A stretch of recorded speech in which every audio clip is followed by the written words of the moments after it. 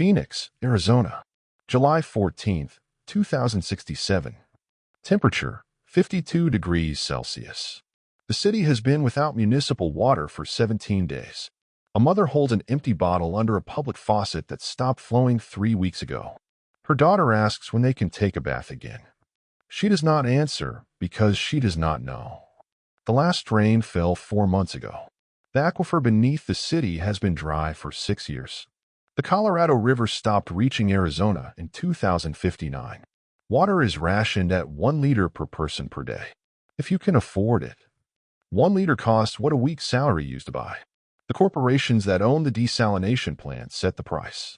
Supply and demand. Economics. The market decides who drinks and who does not. But Phoenix is not unique. It is happening everywhere. The Middle East has been in a state of permanent water conflict since 2048. North Africa's aquifers collapsed in the 50s. Central Asia's rivers were drained by 2062. The breadbaskets of the world turned to dust. Migration flows became floods. Borders became battlegrounds. This is not a drought. This is the new permanent condition. The hydrological cycle that sustained civilization for 10,000 years has been fundamentally altered. Too much carbon in the atmosphere. Temperature patterns shifted. Rain falls where it never fell before and stops falling where it always did. Glaciers that fed rivers for millennia have melted. Aquifers that took thousands of years to fill have been emptied in decades. The water wars of 2067 are not a single conflict. They are dozens of overlapping crises.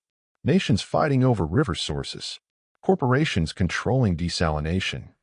Armed groups seizing reservoirs. Coastal cities building walls against climate refugees who fled inland droughts. The global order that existed for a century collapsing under the weight of thirst. This is the future we are building. Not might build. Are building. Right now. With every year we delay serious climate action. With every aquifer we drain. With every degree of warming we allow. 2067 is not distant science fiction. It is 42 years away. Many people watching this will live to see it. Your children almost certainly will. What does civilization look like when water becomes more valuable than gold? When the substance that covers 70% of the planet becomes the scarcest resource? When access to drinking water becomes the primary driver of geopolitics, economics, and human migration? Welcome to 2067. The year water became worth killing for. The year that changed everything. The year we can still prevent if we act now. To understand how we reach 2067, we need to understand the convergence of crises that built throughout the 21st century. Water scarcity was not new. What was new was the scale and the speed. Throughout history, civilizations rose and fell based on water access. Mesopotamia, the Indus Valley, the Maya. But those collapses took centuries. What happened between 2025 and 2067 took 4 decades. 3 factors converged. Climate change, population growth, aquifer depletion. Each would have been manageable alone. Together, they created a crisis without precedent. Climate change altered precipitation patterns in ways that climate models in the early 21st century underestimated. The warming was not uniform. Some regions experienced increased rainfall. Others experienced permanent drought. The problem was that the regions receiving more rain were not the regions where humans lived or where agriculture was established. The Sahara received more precipitation. Good for the desert. Terrible for the 700 million people in North Africa who depended on predictable Mediterranean climate patterns that shifted north. The Amazon basin flooded more frequently. The American Midwest, which fed a significant portion of the world, dried out. The Ganges, Indus, and Yellow rivers, fed by Himalayan glaciers, diminished to seasonal streams when the glaciers disappeared. Population growth exacerbated every problem. 8 billion people in 2025 became 10 billion by 2060. More people drinking. More people eating food that requires water to grow. More people living in cities that concentrate water demand. The efficiency gains in water use could not keep pace with the absolute increase in consumption. But the crisis accelerator was aquifer depletion. Humanity has been living on borrowed water for decades. Aquifers that recharged over thousands of years have been pumped dry in generations. The Ogallala Aquifer, beneath the American Great Plains. The North China Plain Aquifer. The Arabian Aquifer. All either depleted or rapidly approaching depletion by mid-century. When aquifers fail, surface water becomes the only source. When surface water decreases due to climate change, there is no backup. This was understood in the early 21st century. Reports warned about it. Scientists testified about it. The warnings were ignored or dismissed as alarmist, until they were not warnings anymore, but present reality. The first major conflict specifically attributed to water scarcity was the Nile Crisis of 2048. Ethiopia's Grand Renaissance Dam, completed decades earlier, gave Ethiopia control over Blue Nile flow. As rainfall decreased and the dam's reservoir demand increased, downstream water to Sudan and Egypt diminished. Egypt, dependent on the Nile for 95% of its fresh water, considered this an existential threat. The crisis escalated over 2 years. Diplomatic negotiations failed. Economic sanctions failed. In 2048, military action was taken. The dam was not destroyed but was significantly damaged. The conflict drew in regional powers. The African Union tried to mediate. The conflict eventually de-escalated, but not before significant casualties and economic damage. More importantly, it established a precedent. Water infrastructure could be a military target. Water access could justify armed conflict. Similar patterns emerged globally throughout the 2050s. The Indus Water Treaty between India and Pakistan, which had survived wars, collapsed when Pakistani aquifers failed and Indian dam projects reduced downstream flow. Central Asian nations fought over the remnants of rivers that once fed the Aral Sea.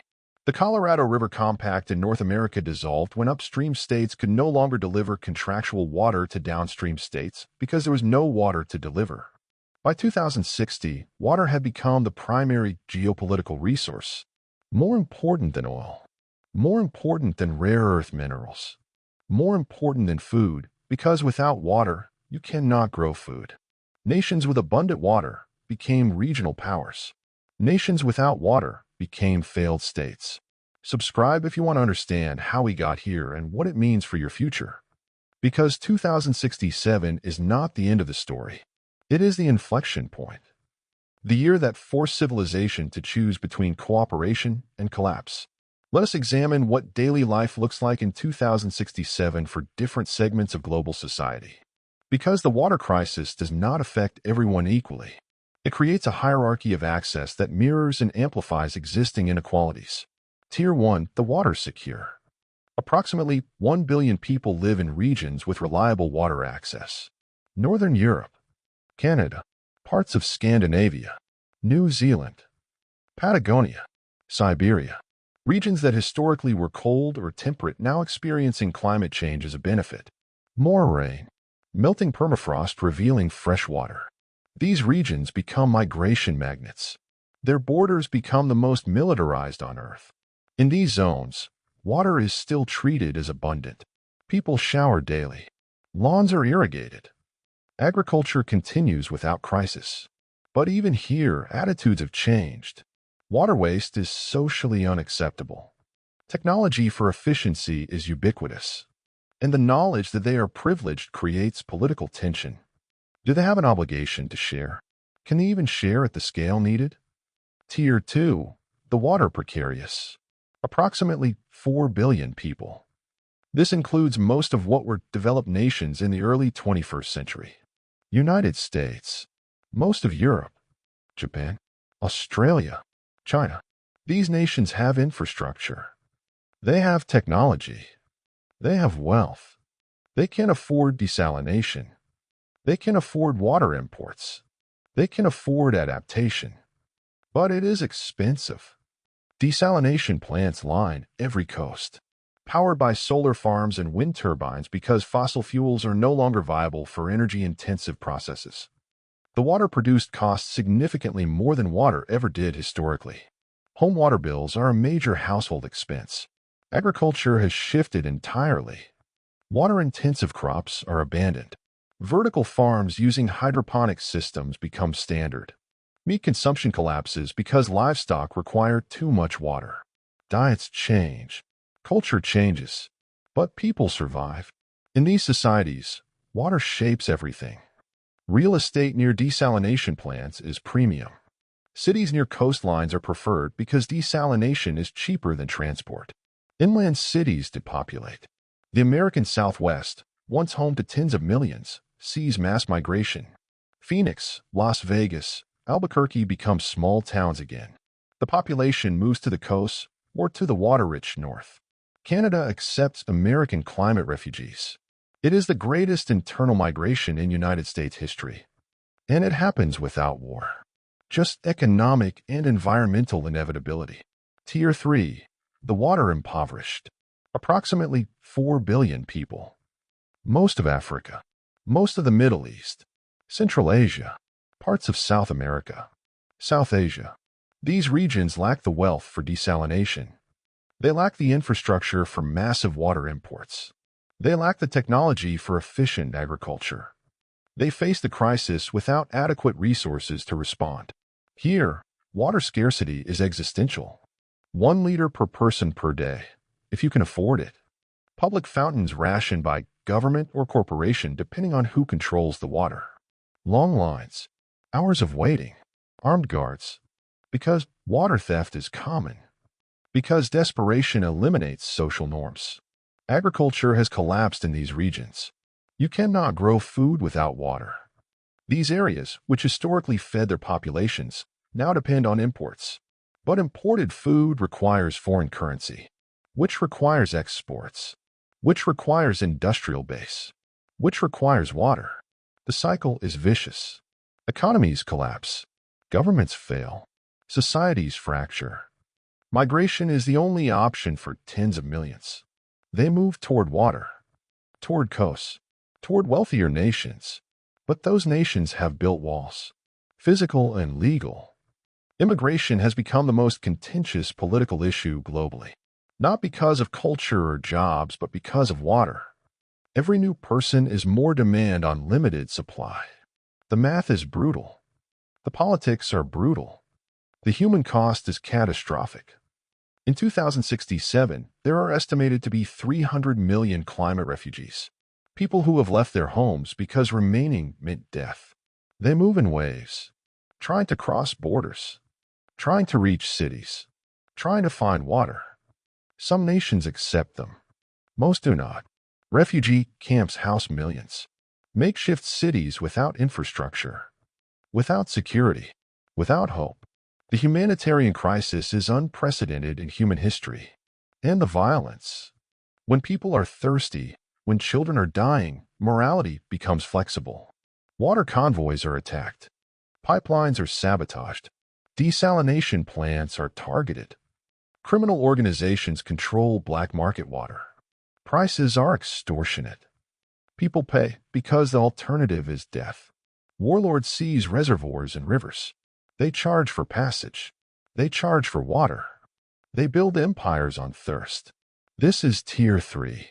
4 billion people living in crisis. Not everyone suffers equally even within this tier. The wealthy can afford private wells if aquifers remain. They can afford bottled water from corporations. They can afford to leave. But the poor, the majority, they endure.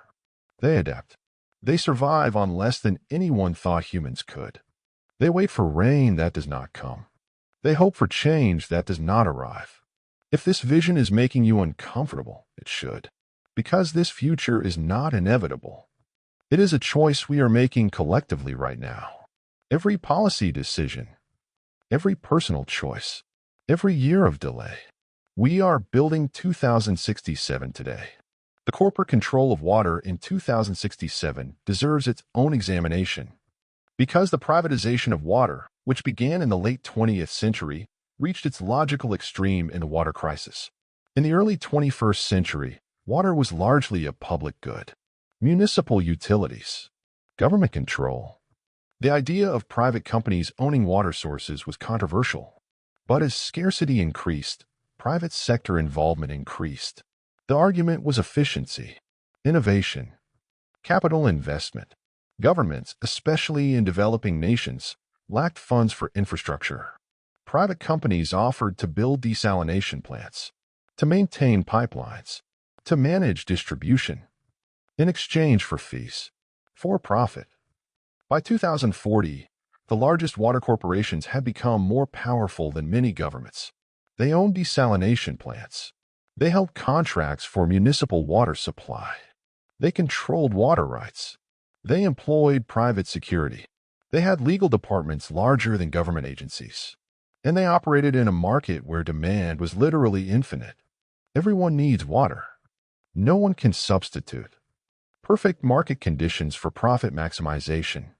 The top 5 water corporations in 2067 control 70% of global desalinated water. They operate under various names but are owned by conglomerates that also own food, energy, and technology. Vertical integration. Control the water, control the food production, control the economy. Their market capitalization exceeds most national budgets. Their CEOs are more influential than most heads of state. The pricing model is what you would expect. Price according to what the market will bear. In wealthy nations, water is expensive but available.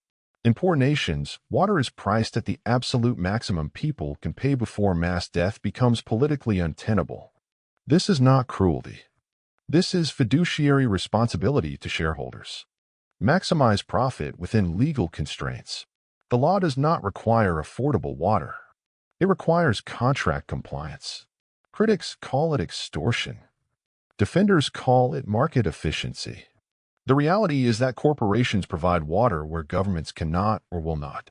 Without private desalination, coastal cities in Tier 2 nations would collapse. The corporations built the plants. They maintain them. They employ millions. They pay taxes.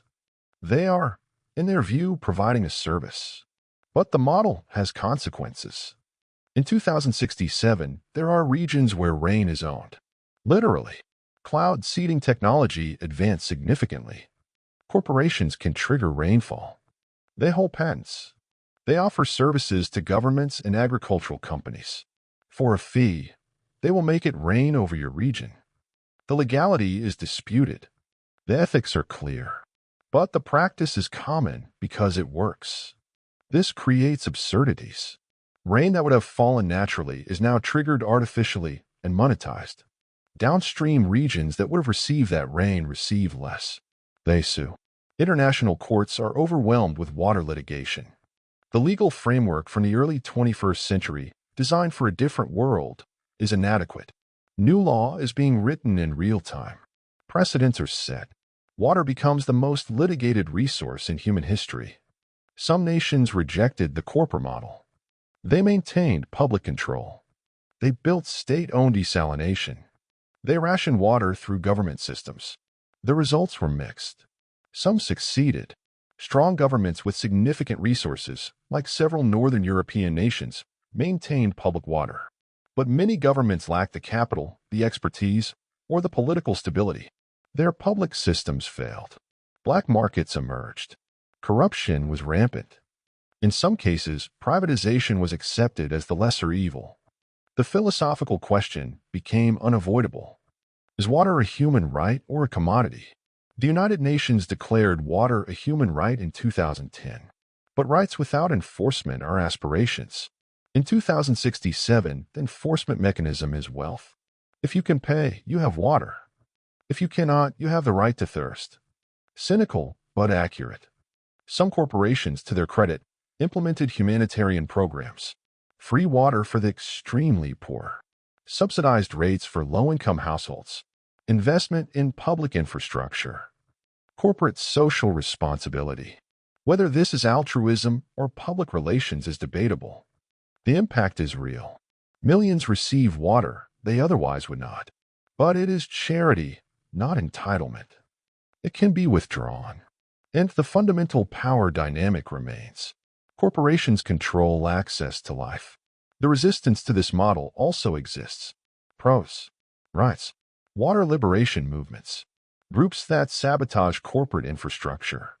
Steal water. Distribute it freely.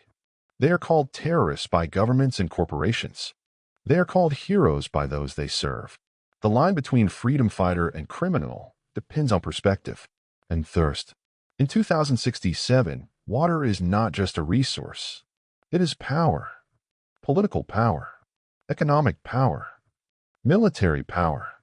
Whoever controls water controls populations. This was always true.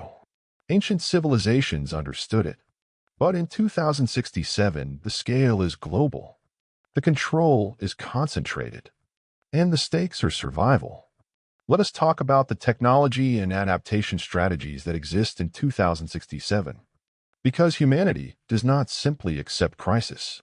Humans are innovative, especially when survival depends on it. Desalination technology has advanced dramatically. Early 21st century desalination was energy-intensive and expensive. By 2067, efficiency has improved by an order of magnitude. Solar-powered reverse osmosis, advanced membranes, reduced energy costs. Desalination is still expensive but economically viable at scale. Every coastal city of significance has multiple plants. The ocean becomes the primary freshwater source for billions. But desalination has limits. It produces brine as byproduct. Highly concentrated saltwater that cannot simply be dumped into oceans without ecological consequences. In 2067, coastal ecosystems near major desalination zones are severely degraded. Brine disposal remains an unsolved problem. Solutions are being researched. Some plants deep inject brine into geological formations. Some evaporate it for salt extraction. Some discharge carefully managed flows. None are perfect. The environmental cost is accepted as necessary. Atmospheric water generation is another technology. Machines that extract moisture from air. Effective in humid environments. Less effective in dry regions where they are most needed. But the technology improves. By 2067, industrial-scale atmospheric water generators operate in moderately humid zones. They provide supplemental water. Not enough to solve the crisis, but enough to matter. Water recycling has become total. Every drop is captured and reused. Gray water from sinks and showers is treated and used for toilets and irrigation. Black water from toilets is processed to potable standards. The psychological barrier of drinking recycled sewage, which existed in the early 21st century, has disappeared. Survival overrides disgust. The technology is mature. Treatment processes are robust. The water is safe. In 2067, there is no such thing as wastewater. Only water in different stages of use. Agricultural adaptation is perhaps the most significant. Traditional agriculture, which consumed 70% of fresh water globally, has been revolutionized. Open field irrigation is extinct in most of the world. Water is too precious. Precision agriculture, using drip systems. Vertical farms in climate-controlled buildings. Hydroponic and aeroponic systems that use a fraction of the water. Genetic engineering of drought-resistant crops. Shifting to crops that require less water. The agriculture of 2067 bears little resemblance to the agriculture of 2025. Meat consumption has declined by 80% globally. Livestock require immense water. The water footprint of beef made it economically non-viable for most people. Synthetic meat and plant-based alternatives became standard. This was not a smooth transition. Cultural resistance was significant. But economics is a stronger force than culture. When meat costs what a car used to cost, consumption drops. Protein comes from plants, insects, and lab-grown alternatives. Diets have fundamentally changed. Infrastructure has transformed cities. Every building captures rainwater. Even occasional rain is too valuable to lose.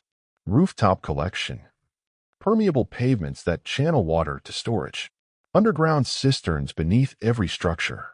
Cities are designed around water capture and recycling. The urban landscape looks different. More storage.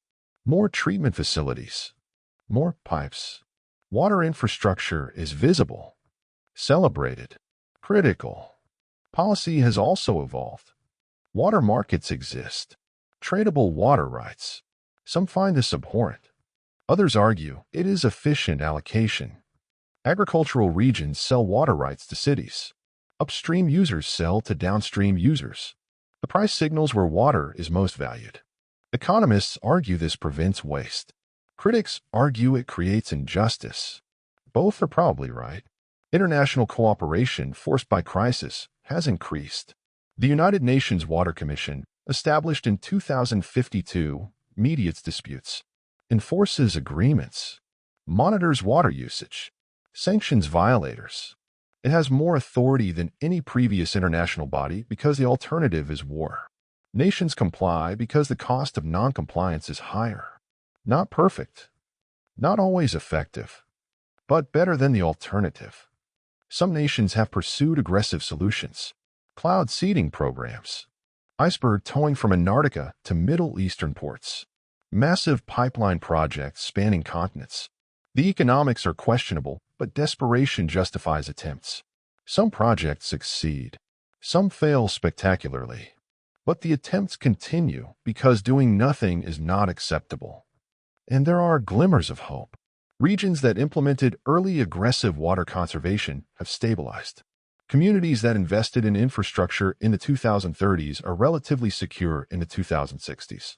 Nations that took climate change seriously early have adapted better than those that delayed.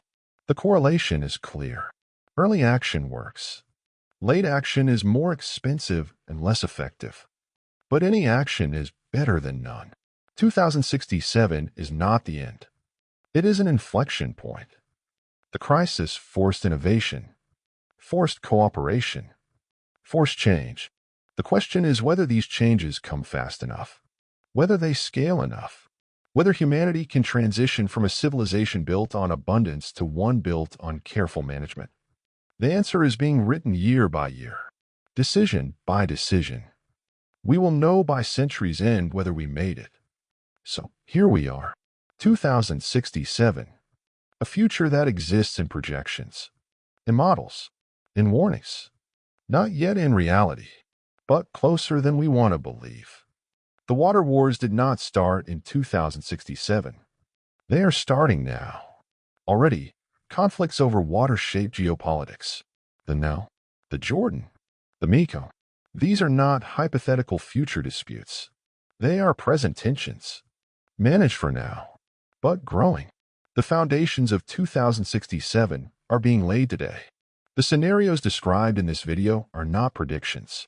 They are possibilities, informed by climate science, by hydrology, by economics, by history.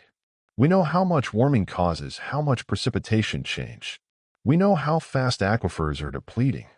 We know how many people need how much water. The math is not mysterious.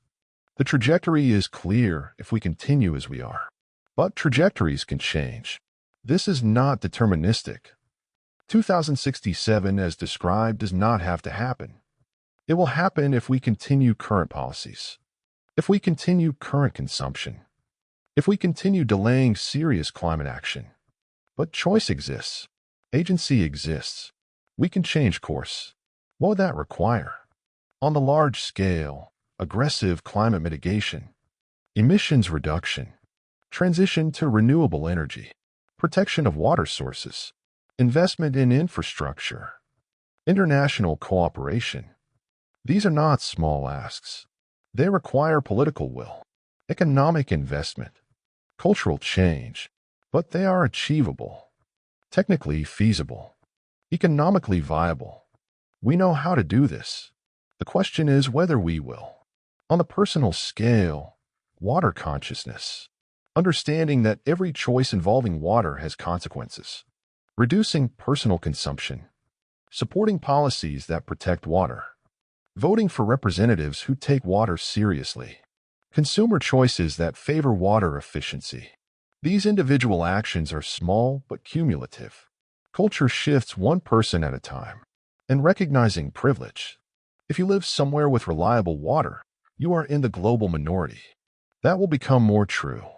Understanding that water security is not guaranteed, that it is maintained through policy and infrastructure, that it can be lost. This awareness should motivate preservation and compassion for those already in crisis. The water wars of 2067 are a warning, a vision of where current trends lead. The purpose is not to depress or frighten, but to motivate. Because warnings can be heeded. Futures can be changed. We have 42 years. That is time. Not unlimited time. Not comfortable time. But enough time if we act seriously starting now.